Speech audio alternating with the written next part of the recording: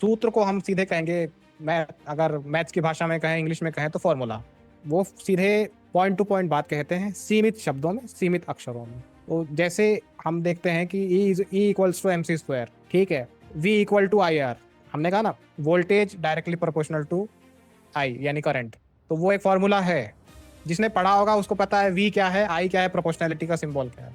तो सूत्र सीधे सीधे in concise manner, in effective manner and including less amount of words, avoiding wordiness, they tell about the subject. मंत्र में विस्तार भी होता है, मंत्र यानी मनन करना, चिंतन करना, उससे बना है। या जो गुप्त विचार है, गुप्त विषय है, तो मंत्र में विस्तार भी होता है। जैसे हिरण्यगर्भः संवर्तताग्रे भूतस्य जातः पतिरेक आसीत् सदधार पृथ्वीद्यां ते मां कस्मै देवाय हविषा विधेम। हिरण्यगर्भ जो ऐसा ईश्वर जिसने स्वर्णिम स्वर्णमय जो प्रकृति है, या जो सूर्य के समान तेजस्वी है, इसी प्रकार से उसने सबको धारण किया है।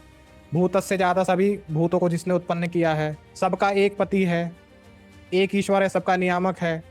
सदाधार पृथ्वी दयामुते माम, उसने ही पृथ्वी को धारण किया है, उसने ही अंतरिक्ष को धारण किया है। कस्मै देवाय हविषा विधेम, उस सुख स्वरूप ईश्वर की हम उपासना करते हैं।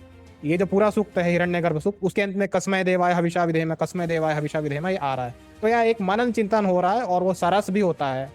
और मंत्र जो है वो, उनमें एक फ्लो होता है, उनमें एक संगीत भी होता है, उनमें काव्य भी होता है। सूत्र में काव्य नहीं होगा, लेकिन मंत्रों में काव्य हो सकता है। वेद को ही कहा जाता है कि पश्य देवस्य काव्यम न ममार नजीरयति, हे मनुष्य ईश्वर के काव्य को देख, जो वेद है ना कभी मरता है ना कभी बूढ़ा होता है।